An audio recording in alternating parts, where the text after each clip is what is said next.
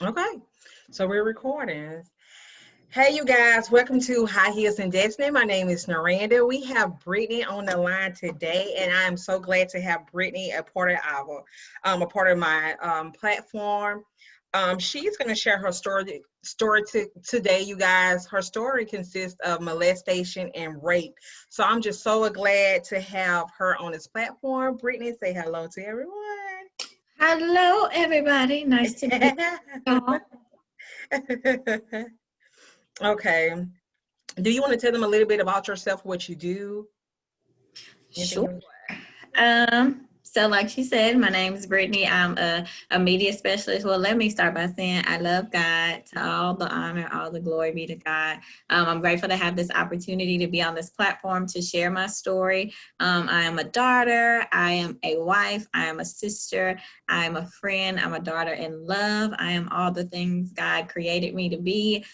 And I'm a media specialist. That's what I do for work. But I feel like my purpose is to share my story, to help other young women, and to do what I'm supposed to do to draw others in to see my light so that they may see my good works and glorify my Father who is in heaven. So thank you so much for having me.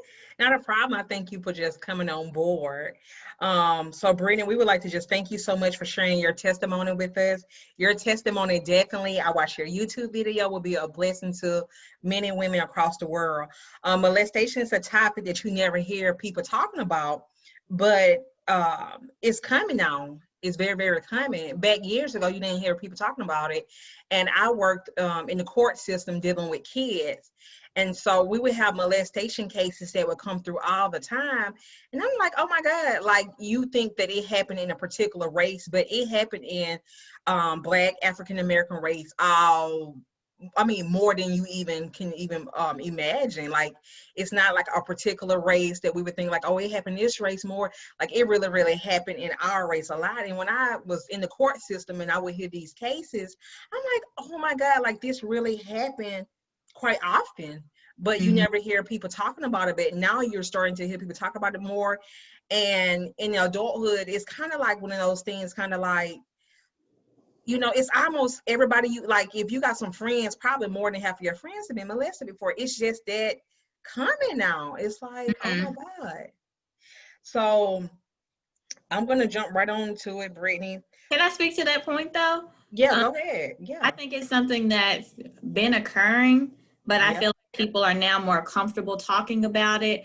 Um, and I feel like it hasn't been as commonly talked about because many times these things are happening in families. It's in the household. It's not really a stranger doing this. So people don't want to out loved ones. They don't want to embarrass people, much like myself, not wanting to embarrass my family members because Hmm. of the situation that occurred. And then also with Black households, they're saying what happens in this household stays in this household. Yes. So if something happens, you're afraid to go out and speak on it. And so I thank God for the people who are even speaking up as of now. It's never too late to say, even if it's just to help somebody else get delivered or to get yourself free. I think it's great that people are now paying more attention to this topic and having stuff to look out for these young girls and young boys, because it's Right. happening to both, and it's so sad, it's so disheartening. But I'm thankful that people are getting the opportunity to learn what the signs are and what to look for. So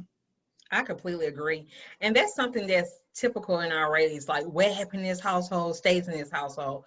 So it's so many things that occur in the household, and there's no help that we never get any help because we're afraid to, because we think that we'll get a, which we don't think, we will get a whipping or something like that. So we kind of like yes. carry this weight, and it become a generational thing. And then you end up telling your kids the same thing. What happened in his house would Yeah. stay in his house. So I completely agree with that. Yeah. Um, Brittany, tell us a little bit about your childhood. Not going into the subject right now, just Brittany. I remember on your video you said that you was like a happy kid. You was always happy, just joyful all the time, free spirit. Tell us a little bit about yourself as a kid. Yes, so I was the youngest, or not was, I still am the youngest of my parents' four children. There were three girls and one boy, and I was the baby girl. I just kind of had, I don't know, I've always had this energy of being happy. I want to bring light into the world. I like to make people laugh and make people smile. I was the dancing kid, the giddy kid, always trying to run a joke. I'm still like that to this day. So I was just, I don't know. It was something about me, I guess. I just had a lot of personality built in. Okay. Did you come from a two-parent household? I did. I did. I Okay. had my mom and my dad. My dad was well, he still is. My dad's a pastor. Mom's the first lady. My dad was a parole officer. He worked as a police officer when I was growing up. And then my mom, she'd always worked at this factory when I was growing up. So they were both working parents, and then as active and as involved as they could be. Okay. Do you remember what your relationship was like with your parents back then? I do. I do. So trying to think back to even the earliest of times. Oh, this is so crazy. Thinking about staying home with my dad when my siblings would go to school and my mom would go to work. And then as we got older, my sister became old enough to watch us as my mom and dad was able to go to work because they had four kids and they were young. So my sister would watch us, or we would go to family members' houses and they would watch us. But I always would love for my dad to come home. But sometimes, my daddy, he the man of the household. So if you're not in order, when dad Right. home, you better figure something out. I remember I sliced my hand down the middle trying to run and get where I was supposed to be when my dad came home. But I loved spending time with my dad. We loved jumping on his muscles and loved being with my mom. She was always making us laugh and smile, and she was a great cook and all of the things. So I had a pretty good relationship with my parents when I was. Okay. Awesome. And also, you guys, I don't think I've said it in the beginning. I can't remember. This video will talk about molestation and addiction to porn. So I don't know. Mhm. I don't think I said it in the beginning. So I just want to go ahead and throw it out there. Okay. How old were you and what grade were you in when you first got molested? So I was about 7 or 8 years old when I was molested. And I know it Mhm. was before I was in the third grade, because by the time I was in third grade, I remember I had been masturbating by this age and even watching porn by third grade. So it was before I was in the third grade. Okay. If you don't mind, let's go back to that day. I remember you said that you were a happy kid. So imagine doing life, you being a happy kid and the devil's coming to your life unexpectedly. How did the molestation start? How did it start? I can't pinpoint how it started. Um, but I know that when it did, I was kind of afraid to share. I know it's not right, but I don't want to get nobody in trouble. I know I'm not supposed to be touched like this. I know I'm not supposed to be exposed to other people's body parts like this, but I don't know what to do. I'm scared. I'm young. Mhm. And I had an incident where I did tell. I eventually got confident enough to tell that I was being molested. And it was kind of like, I was told that it was a ghost. Like, Mhm. must be tripping or something. Cause I know this, the person who you saying it couldn't have happened, basically, is what was told to me. But my mom, she was there that night. I still remember it like it was yesterday. I remember her consoling me as I cried to her and shared what had happened to me. And my mom, she went through her own personal situations growing up. And something that I will share is that I don't this want to, don't go there. That's at the okay, end. okay, Yeah. okay. But yeah, my mom was there to console me. But after that, it kind of was just not discussed anymore. Okay. So okay, you don't remember how did it start, but sometimes it can start as playing a game. Do you remember, like, was it like playing a game? Like, let's play this game, mommy, and the mommy and daddy game. How I go back then, people say how I go get it. Oh, for real, yeah. Was it something similar to that you remember? I do remember this one time, and I don't know if this is where it started, but this is one that is in my memory for sure. Mm-hmm. We had like set up tents with like chairs, like we kind of were making a fort.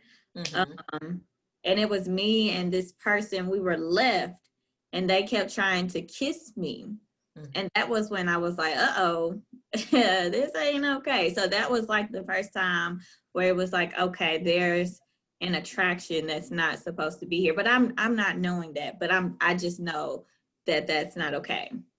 So the person that molested you, was it a big difference in age, and was it man or female? Do you mind saying female? Yeah.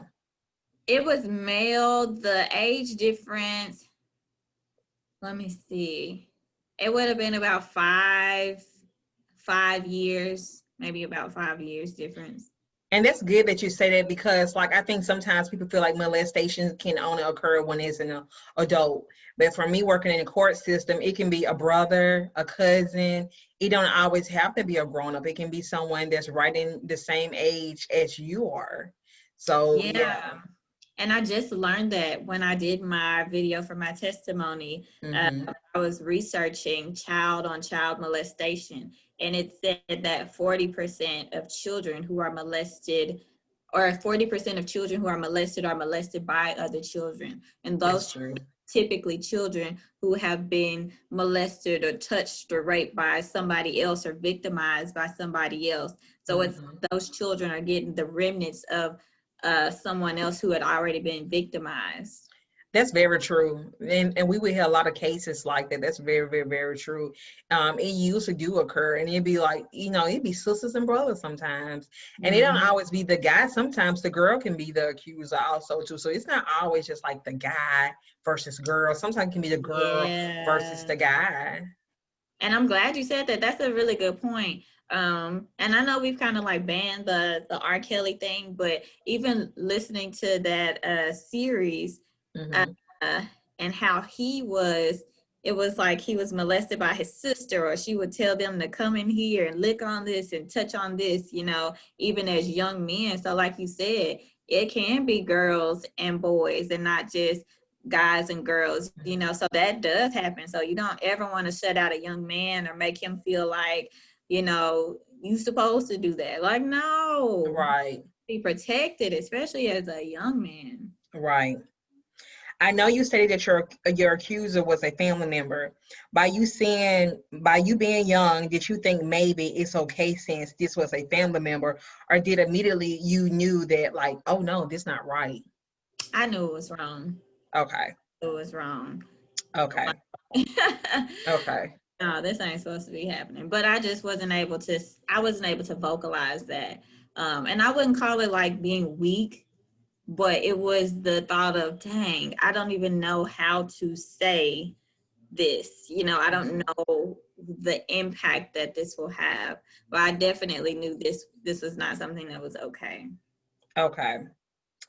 The very first time your accuser took advantage of you, how did it leave you feeling afterwards as a child? The very first time. Okay. Okay, so I'm going to be sensitive with this topic. Okay, Okay. molestation. Was it physical? What was it, like, penetration? Was it just touch and feeling? What was it?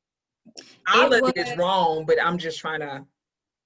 right. So it was never penetration, but it was like, I'm gonna touch you here, and then I'm gonna have you touch me here. You know, Mm-hmm.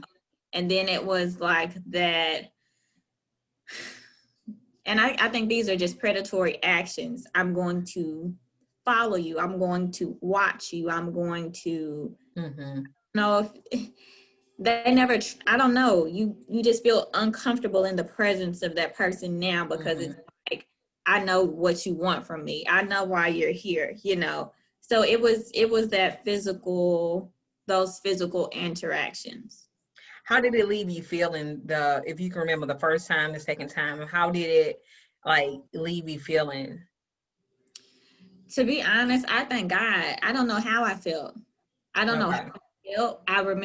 I just remember those spurts of, because I can't even recall every detail, but I just remember in those moments what I can see. Um, I just, but I do remember when it would be like those predatory moments of, I'm going to follow you. I'm Mhm. going to be beside, like everywhere you go, I'm going to go. I felt afraid. I did. I felt afraid, but I couldn't share.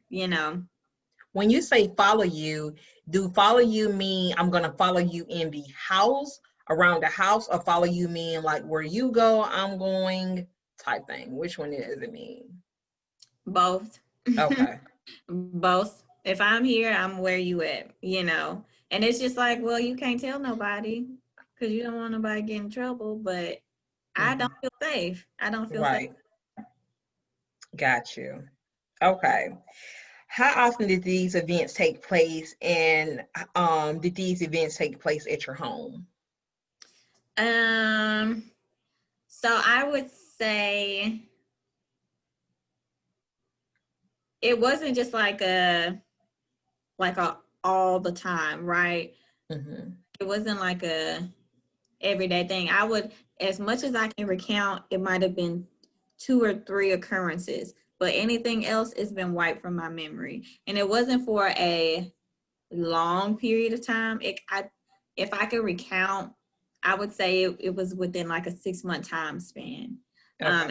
After that, I was able to share, and once I shared, um, that was I really can't call it a freeing moment, because even though the physical stopped, my mental kind of spiraled out. But I'm sorry, did I answer your question?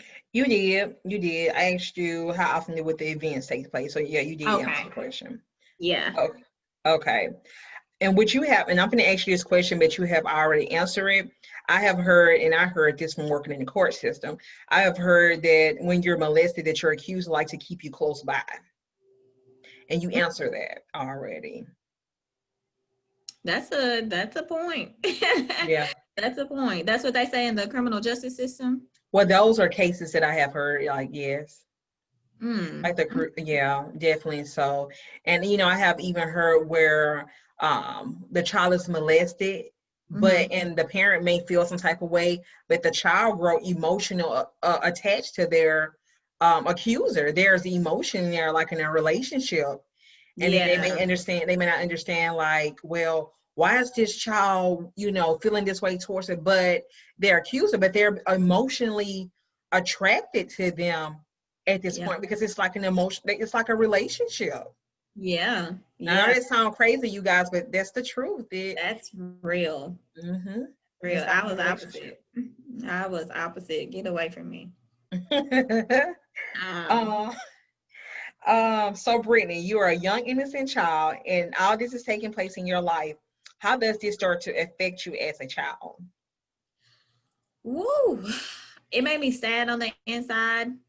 I was sad on the inside, especially because I felt like I couldn't talk to anybody. I couldn't share this with anybody. And like I spoke about earlier, I was happy. I was that kid. I was bubbly. I was this and I was that. But I kind of just wanted to be on the straight and narrow, make sure I'm making good grades, make sure I'm making my parents proud. That was important to me. And didn't have like a whole bunch of friends, but on the inside, I was just like, man, if I could just share this, I would be okay. But I don't feel safe. I don't feel okay to. So I was kind of sad a lot of times. Even speaking to one of my loved ones the other day, she was like, I noticed you as a kid, you would have those moments of sadness, and no one ever understood why. And even just having like thoughts of it can take you back to those places and make you feel that way. I felt alone. I didn't, but I didn't want to start a fire. I would rather hold it all in and just live my life like that. But thank the Lord for freedom, because Yeah, you can't live like that forever. You're gonna you explode. can't. You can't. can't. You cannot. I can't. You Somebody can't. else might, but I cannot. And my next question, which you have already touched bases on, is I was going to ask you, at some point, did you ever want to tell your mother, a friend, or a family member? But you stated that you told Hmm. that you did tell. Yeah. And I did have a conversation with my parents about it again, maybe Mm-hmm. a year ago. Mm-hmm. Um, and this process of healing literally probably started a year ago.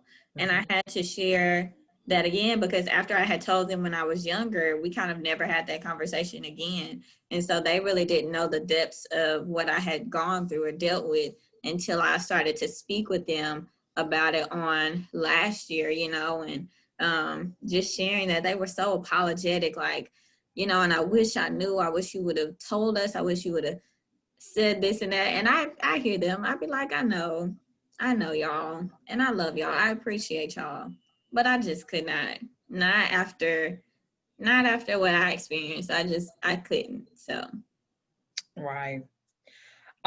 Did your accuser threaten you? Did your accuser threaten you not to tell? And if so, did it make you feel ashamed?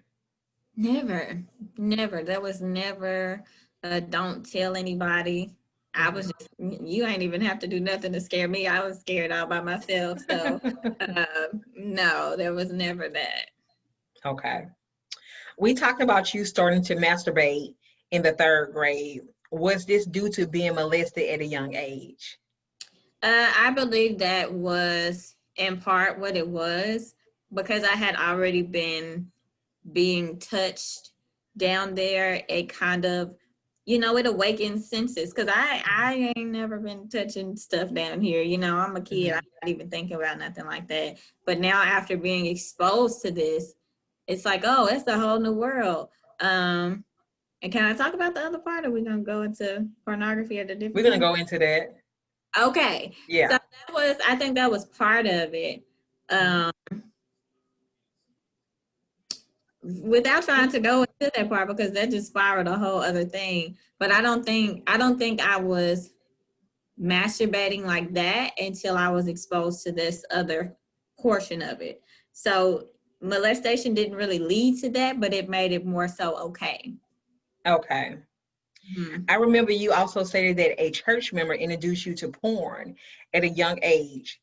Was your accuser and church member two different people? Yeah.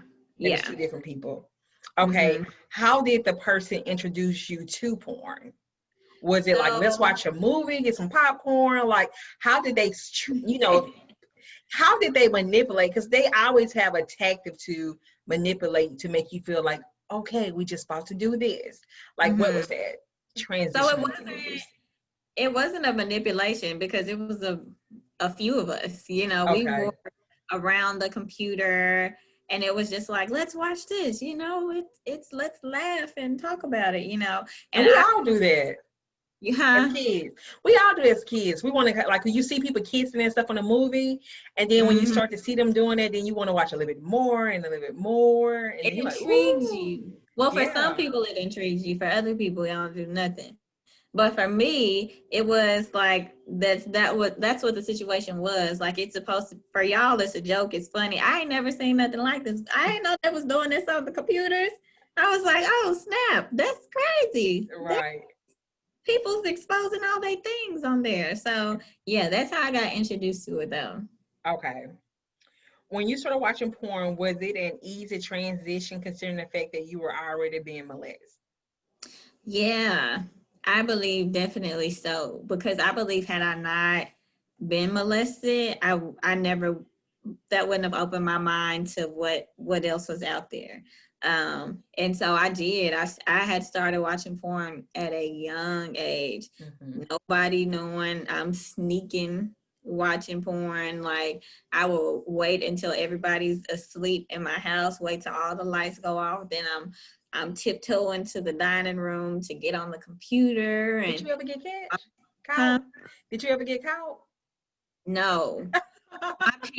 My parents they stayed upstairs in my, Oh, so I could, and the dining room was right right below their bedroom. So I would turn the volume down and I would be listening to hear if I heard my daddy steps, because he be stepping loud. So if I heard any of that, then I knew, but never got caught. Okay.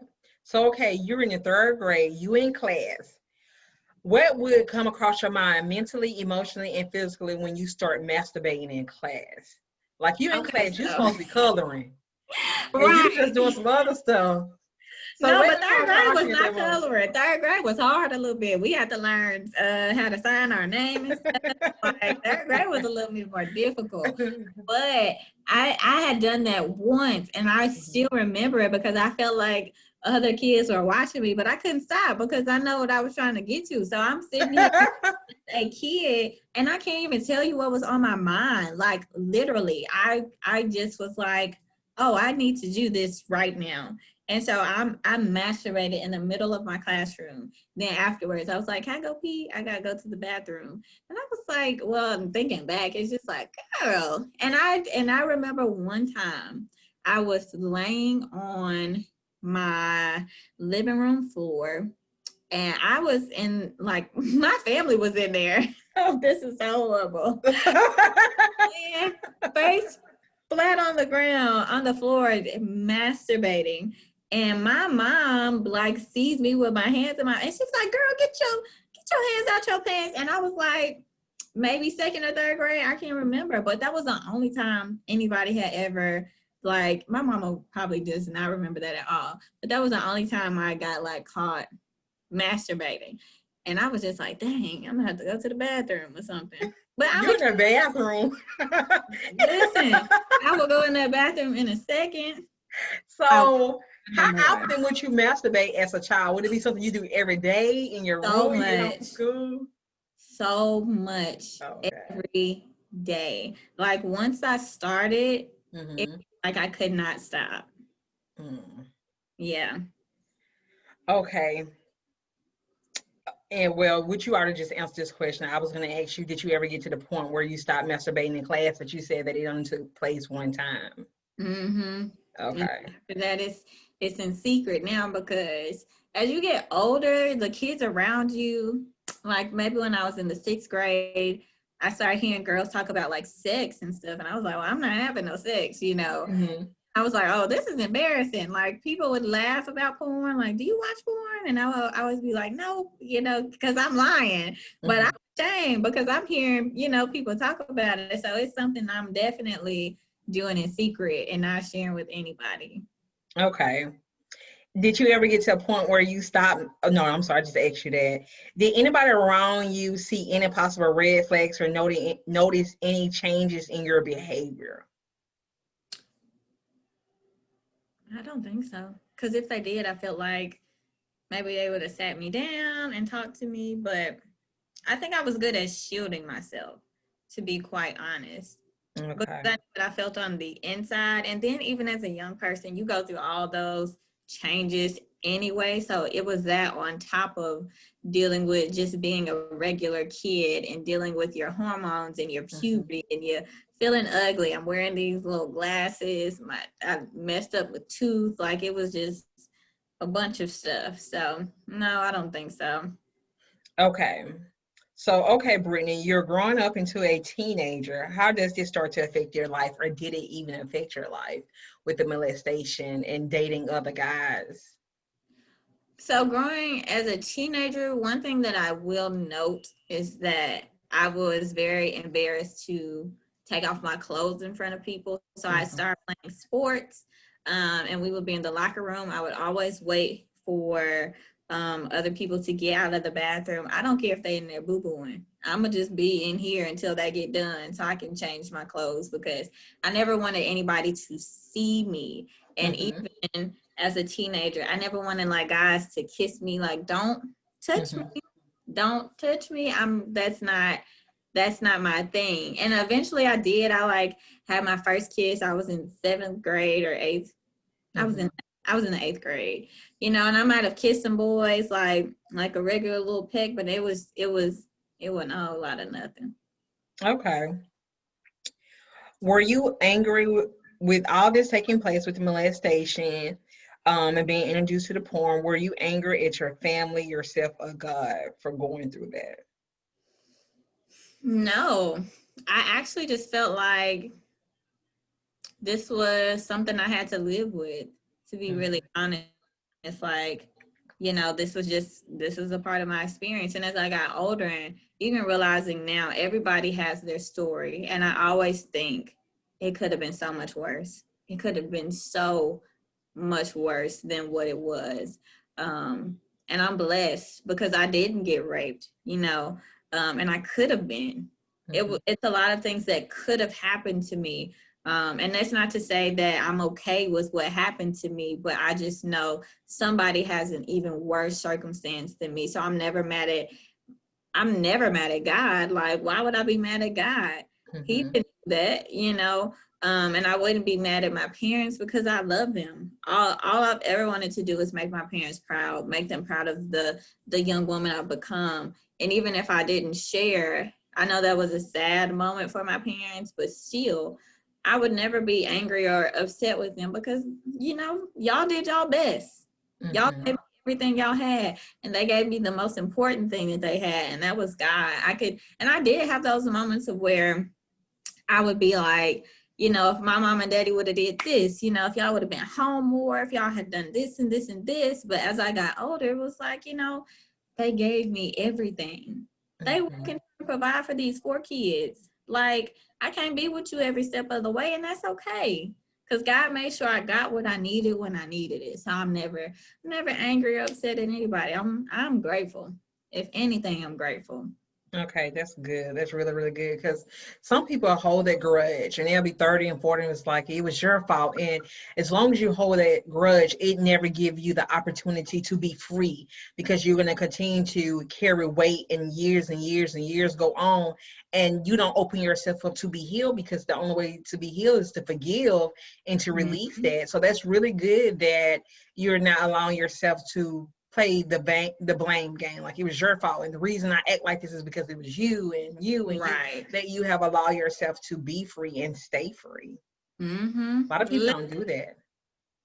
That's what I know. It's having a relationship with God. If I tell people anything, it's gonna be you need to have a relationship with God because we all gonna have our experience, but it's how you get through the experience that makes you who you are. And if you don't have God, you bound to lose. At the end of the day, you are bound to lose because you don't have no help or no hope.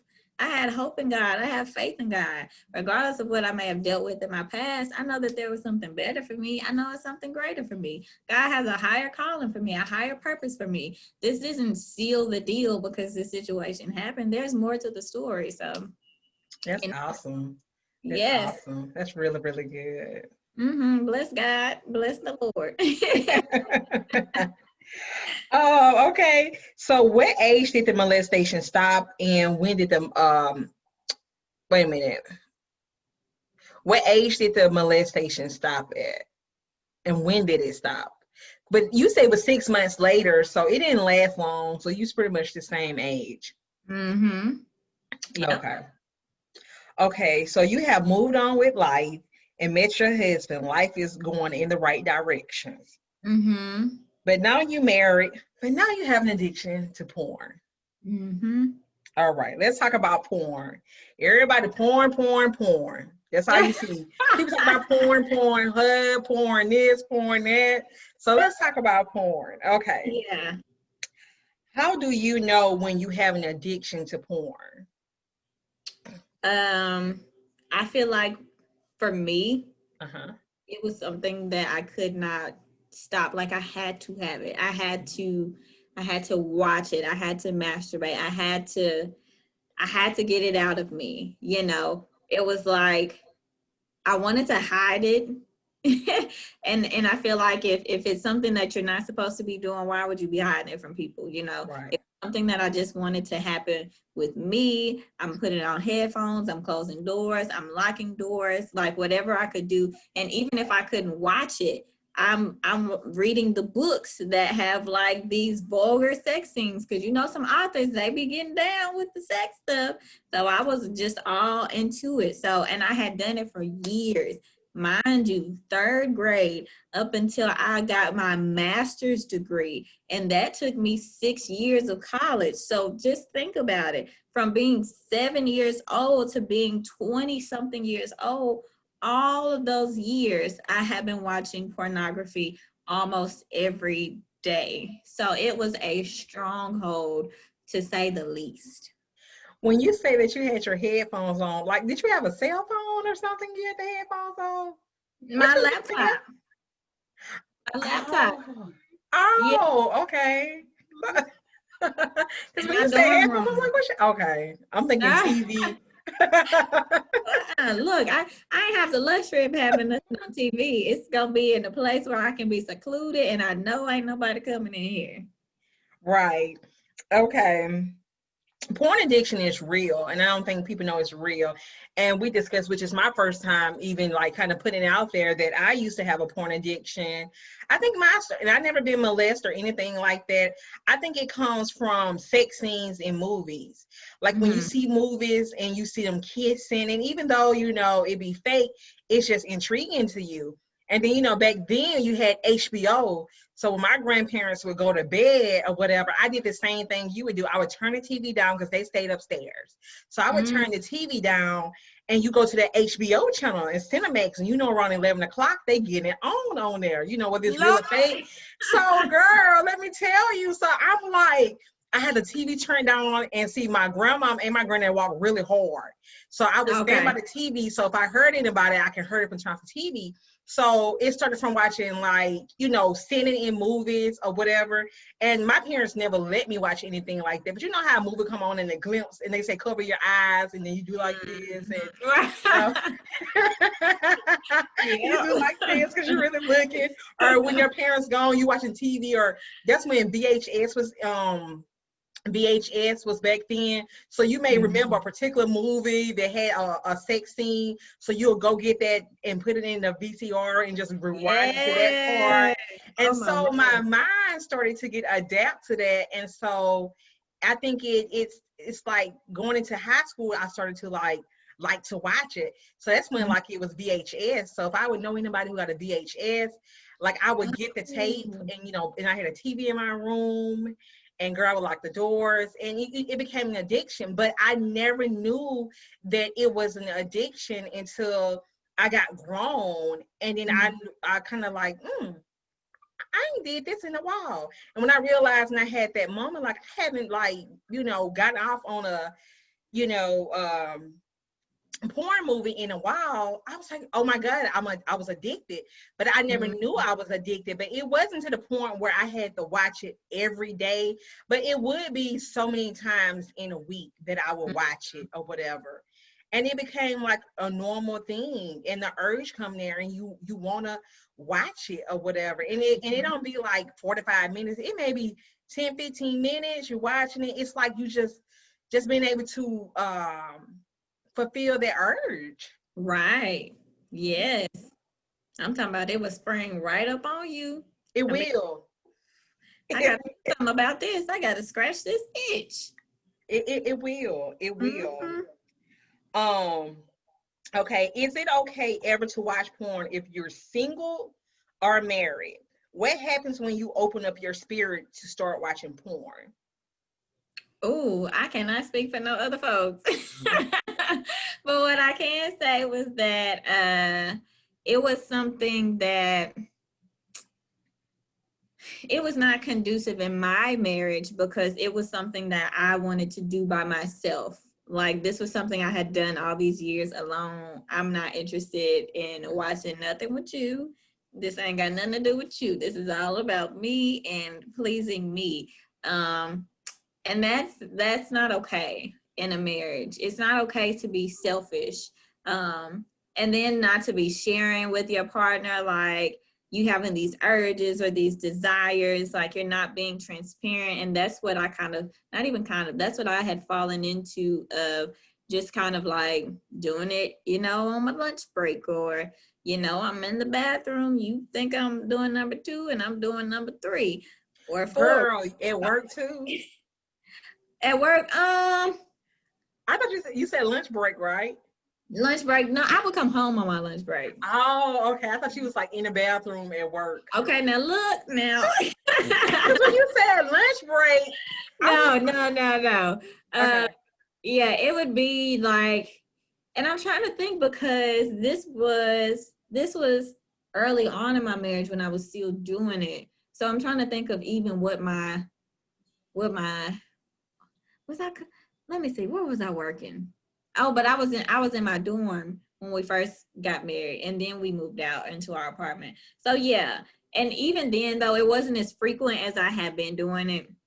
It wasn't like an everyday thing, but it had been just like whenever I would get like a strong urge, I'd be like, okay, like just one time, you know, just get it out the way. I don't have to share. It wasn't bad, but I would always feel horrible after I did it. And I used to feel horrible after I did it anyway, but it was just double time because it's like, man, I feel like I'm hiding this from my husband. And then it was just like, I didn't have those sexual urges. Like I didn't want to have sex. I already got mine. Like I don't want to do nothing else. I'm ready to sleep, you know? Right. And that wasn't good. Like that wasn't great for my marriage. Like, you know, a man has needs. Right. I didn't already fulfill mine. So it was not good for my marriage. But if that's your marriage, that's your business. You know, your marriage bed is undefiled. If that's something that y'all decide to do, God bless you. But that just was not for my marriage. And my husband he didn't like porn. He ain't watch porn. Like he didn't get a kick out of it. He didn't understand why I was even watching it because he's a very hands-on. I want to see what's in front of me. You are my beautiful wife. I can't get why you don't want this. And his thought was that he was doing something wrong. Like he was like, why are you not attracted to me? You know, like what is it? And for me, it was just like, well, I've had this for so long. So that's definitely one of the reasons why I was like, you know what, God, I really got to let this go. I've tried, but I really want to do this for my marriage. Like if for nothing else, I want to be a blessing to my husband. I want to be the best wife that I'm able to be. And I can't do that with this stronghold because it was tearing me up and down.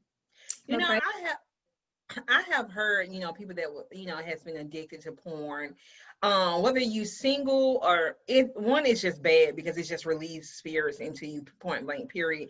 And especially if you're married, because what it started to happen is you start to think about, well, maybe she was doing this position, maybe he was doing that position. And you want to, the stuff that you'd have visualized on that porn video, you want to take it into your marriage or you want to take it into your relationship. So it definitely, it's not, you know, whether people believe it or not, it's not a good thing to be watching it. You know, we all have we all have watched it or currently watch it, but it will, and depending on how much you watch it, you know, you want to take it. And if that person can't fulfill the need that you just saw this person on the porn do, then it's like, it's a problem. Or maybe you feel like, well, she or he is not doing a good job, so let me find somebody better. So that stuff do open, it is of the devil, and it does open up another gateway in your mind to feel like this person not good enough. You know, she did it like this, you can't do it like this. And then, you know, it can open the doors to making another person wanting to cheat. And let me tell y'all this, porn is fake. Porn is fake. Listen, I watched enough stuff to know, and some of like the celebrities and things that I've listened to, like I've listened to podcasts and stuff, and they would share like how this is very mechanical. It's not what you think it is. The point is they want to sell the fantasy of what they're doing. Sometimes it don't even be real stuff. They are making stuff to make it look and seem like a particular thing because they want to entice you. They want to dig into those. Oh, so it don't be real. Well, I know HBO them wasn't real, but you mean like the ones you actually see on Pornhub? It's not real? They be doing it, but it's just like they're being directed on how to do that. Oh, okay. Because I was like, it looks very real. No, even like some of the, I don't want to be too graphic, but girl, go ahead. No. But it's just like somebody being like, okay, do this, do that. People will like this. You need to do it like that. Do like the whole time. It's not It's not what we think it is, but it's it's a group of people standing right behind these folks with their cameras and their lights, and somebody like, well, okay, turn here, watch, do this, something like that, because they know what people are attracted to. They know which camera angles to give you so that you're more into, like, it's a movie. It's a Right. Okay. My next question to you, what would you be, let me see. How often would the urge come across you to masturbate? I think you kind of already talked about it a little I bit. think I did. Yeah, so we can skip that one. Um, okay, and you answered this one too. So you already said that. I was gonna ask you, did your husband like porn? And if not, did that affect you guys' marriage? And we already talked about that also too. How Mm-hmm. did you break? So we're gonna get into this. How did you break the addiction, and was it hard?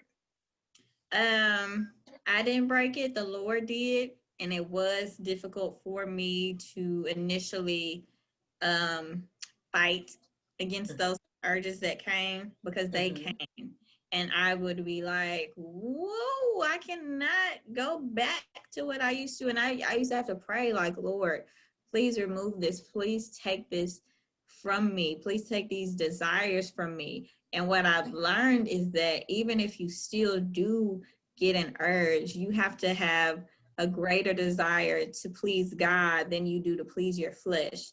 Because I know what it felt like to masturbate and watch porn and how I would feel afterwards. But I feel so much more accomplished when I'm able to be like, I felt that. I feel where you're trying to go. But that's not even, where I'm at. My mind is not even to that place. So I'm not going back to that place. Or I got a husband. Hey, boo, we Mm-hmm. feeling like something. Let's go ahead, because we're married, and that's okay. So yeah, it took the Lord. It took a lot of prayer. It took a lot of um leaning on God. It took a lot of me recognizing I can't do this alone, because I've tried it so many times to do it by myself. It took a lot of learning how to work through the urges that I felt, because they didn't just magically go away. Like, they still occurred, and sometimes they still do occur. If I'm watching something, I even tell my husband, sometimes I need to close my eyes because it's just a little too much happening. Or I don't let it pull me into that space where I used to be, where I got to get up and go to the bathroom because, I'm feeling like something. It's not that anymore, because to me, I feel like I'm being faithful when I'm not allowing myself to get to that place of watching pornography or having those impure thoughts about other people or images that I've seen. And really, it's a lot of images. It's not just people, because I don't even know these folks. I couldn't tell you who was what, but it's really the grace of God. So when you started getting healed from porn and masturbating and all that stuff, did you just wake up one day and it's like, oh, it's gone, or was it like, what was the beginning of that process? Like, did you have prayer and it just left, or did you wake up one day and you felt like, I just no longer have the urge to do this, or was it a journey you started and it started to, you know, go through a process and a detoxing stage on that journey? Like, what was that beginning when you first started? Like, I would say it first started just as like conversation with God. Like, okay, I'm sick of me. I'm sick of falling back into this. I be saying I ain't gonna do this no more, and then I'll be going right back to doing it. Lord, I need some help. If you won't help me, I ain't got no help. There's no way I can do this if I don't have you. And it was just kind of that journey and learning how to resist the temptation, not going into those spaces that look like sin or look like something that I'm not supposed to be in. And some stuff they just be having sex stuff. So but I don't. I thank God. I don't feel like I'm super far removed from it, because I've done it longer than I have not done it. But I'd be talking and then I just be losing thought, losing so track of where it was. But yes, that. have you? Okay, so let me ask you this: Mm-hmm. Do you think you was addicted to porn, or were you probably more so addicted to masturbation? Both, because I wasn't doing it without it. Okay. I needed that. Yeah, that was that was my tipping point. Okay. Have Mhm. you had any relapsing days? And if so, how often? Uh, are you talking about now or when I stopped? Now. No. So Okay. I am. I am. If it's anything, it's for my husband. Okay. Yeah. Got you. All right.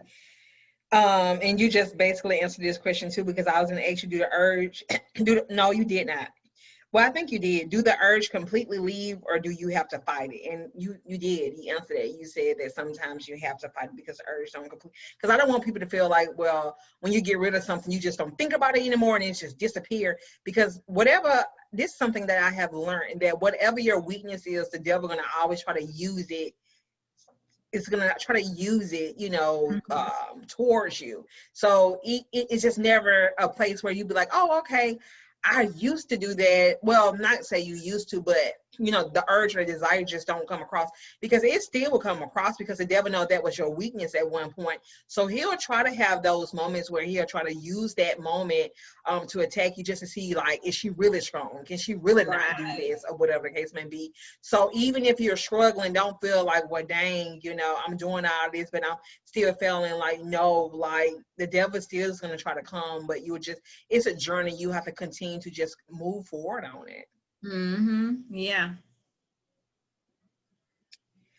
Okay. Who is the new Brittany?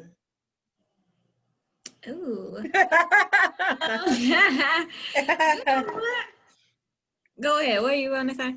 Who is the new Brittany? Okay. I really don't feel like I'm a new Brittany. I feel like I'm me with just the weight lifted. Okay. So now you can see more of who I've always been, who I was underneath that shame and who I was underneath that embarrassment. Like now I feel free to be me. Okay. I'm full of joy. I've always been that. It was just that stronghold that kind of kept me from being the fullest version of myself. But now I'm made whole in God. That's who I am. So now people are seeing the light that's been in me, but God's like repolished me and reshaped me and renewed and restored and has redone all of the things that were necessary for me to shine as bright as I'm able to now. So I guess that's the new Brittany. But honey, she been here, but she is better than what she used to be. You have used the word stronghold a few times. For people that may not know what a stronghold is, can you just break it down really fast and let them know what a stronghold is? For me, a stronghold is something that has you bound, and it's not something that you are able to easily lift, to get up off of you. Like sometimes there are some things in our lives where it's like, oh, I can conquer this, I got this, but some of those things are battles we have to keep going against, like keep fighting. And to me, that pornography was my stronghold for a long time, because as much as I wanted to do away with it for as long as I did, I wasn't able to lift that burden from myself. And so that's what I consider a stronghold. And ladies, that also mean relationships too. So when you have a relationship and you just can't shake that relationship, with a guy, and you wonder, like, it's been years and you just can't let him go or whatever, those are strongholds. So that's very important to know. How are you, Brittany, turning your pain into purpose? By sharing my story. For so long, listen, let me tell you, anytime I would open my mouth to share my story, I would cry. It would always bring tears to my eyes that this happened to me. It was embarrassing to share with people. And today, even sharing it on my channel, I prayed so much before I got on that YouTube, because I was like, Lord, I really want to help somebody. And I don't want to feel ashamed. I don't want to feel embarrassed, because you brought me through this. So how dare I even keep this to myself? And then just thinking about church, my bishop, that Sunday, he was just going through people's testimonies, like calling people out, like, you have this story, you have this story. And he was saying, you know, my story is for me to share. The reason why God has allowed me to go through these things is for me to share and help other people. And he knows that I'm going to use my voice to share my story so that he can be glorified. And that's all I want to do, is make sure that God is glorified through my story. If I'm not able to help anybody else, then why am I here? You know, what purpose am I serving? So I feel like as long as I'm here and I'm able to help somebody else get through their situation, then I'm doing my part. Okay. And we're getting on down to the end, and I think that's awesome. I think that's awesome.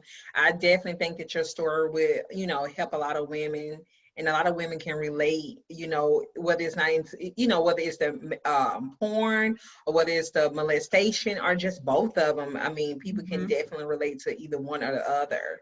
Right. We're wrapping this on up. Okay. I know you said sexual perversion runs in your family. How will you, Brittany, break that cycle? Oh, I feel like I have to sneeze.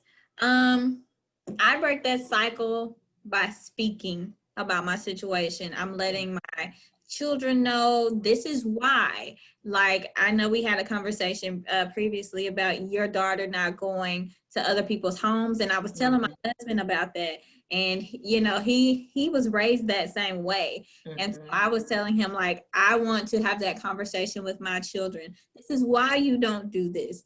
Because that was like, as much as my mom shared her story, there wasn't that explanation, or there wasn't even all the barriers set up in place. And again, my parents were young, so they didn't know everything. They ain't Jesus, you know. So, but what I'm going to do is set up those parameters for my children and let them know this is why. And then this is how you protect your family. This is how you love. This is how you love your family members. It's a different type of love than when you love other people, you know. So just teaching them those differences, paying attention to them, being aware of things that are going on, talking to my children, having conversations with my children, being as open and as vulnerable as I can with my children while still being on their level, and letting them know, even as they grow, this is why we do this is why we're here. And as they become adults, still even having those conversations with them. This is where you should be going, you know, teaching them even as they get older. So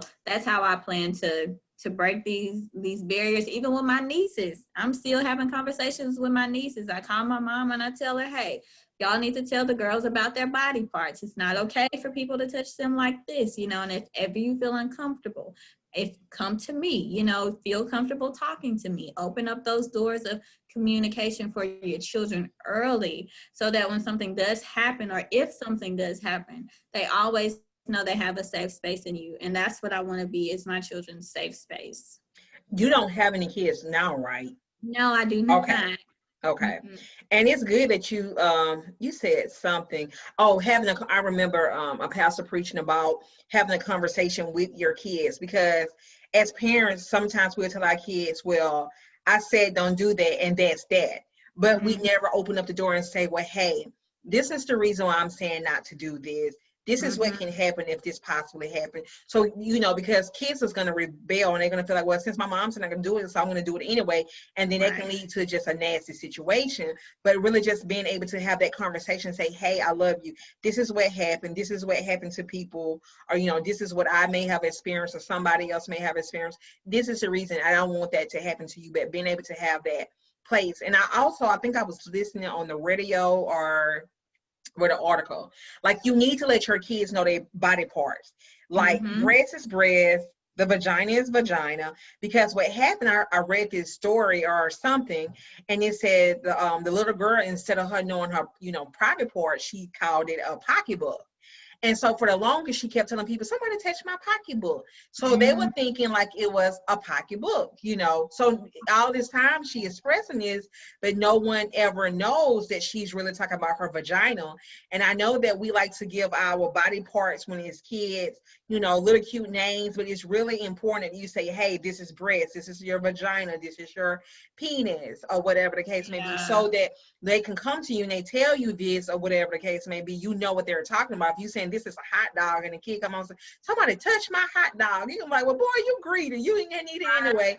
Where in actuality, he's telling you that, hey, I have been touched, you know. Yeah. So I think that it's very, very important to do away with the names, because with my daughter, I tell her what it is. My daughter is 15, and I have those conversations. I remember my grandmother used to tell me, somebody touch your private part, you won't get pregnant, you know. She never really just told me, you know, this and that and that. So with my child, I say, hey, I say the words.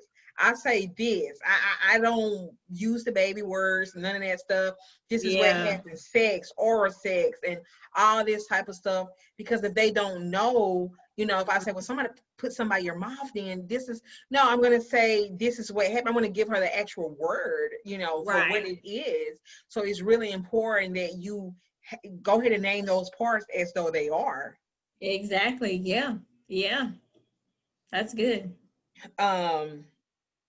Your testimony will change the lives of many women around the world. What words of encouragement can you leave to someone that is experiencing this type of trauma or is overcoming this? My words of encouragement will be, you are not alone and you will make it. When you have a relationship with God and you have a solid foundation to stand on, you will be an overcomer, because you already are. You already are, but you have to get your mind to that place. You have to get your body, your spirit. It all will align with that place when you walk with God. Continue in prayer, continue to study your word, continue to get encouragement from the word, because you can be at this place where I am, because I'm no longer afraid. I'm no longer ashamed to tell people. Even when I shared my testimony, I had older women reaching out. I'm 50 something years old, and I've never told anyone that I've been molested or touched or raped or whatever the case may be. You don't have to hold that in for the rest of your life. You know, people ain't gonna die because you shared your story. Because what I recognized was my story is not about other people. It's about me. My accuser, he has his own story. You know, the people who are involved in my story, they have their own story, but I'm here to share mine to bless other people. So don't feel like you need to be ashamed of what you went through. There's nothing to be ashamed of. You can overcome it. Even pornography, you can overcome it. It may take time, but it can happen. So just keep pursuing victory, and it'll happen for you. And one last thing I forgot to mention, and this kind of go along with what you're saying. Sometimes people feel like, and we in this world, we feel like I gotta have closure, and you may not get closure. Let them know that you did talk to your accuser, that you did confront him, and let them know about that really fast.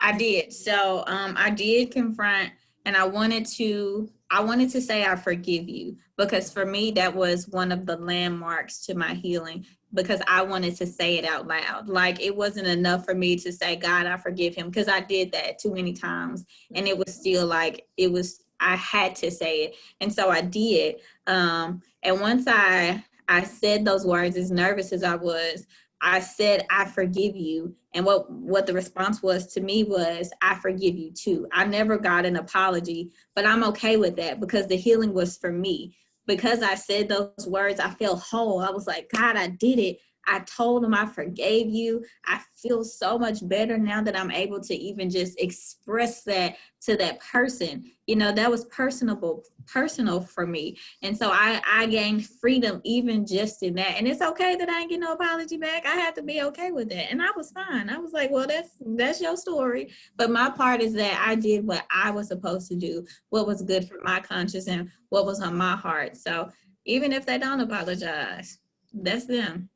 And one thing I do want to say, forgiveness is for you. I think people feel like, I ain't gonna forget them, but what people fail to realize is, you not forgiving somebody else, the weight is really on you. You're walking around and you have this weight that's attached to you because you choose not to forgive somebody.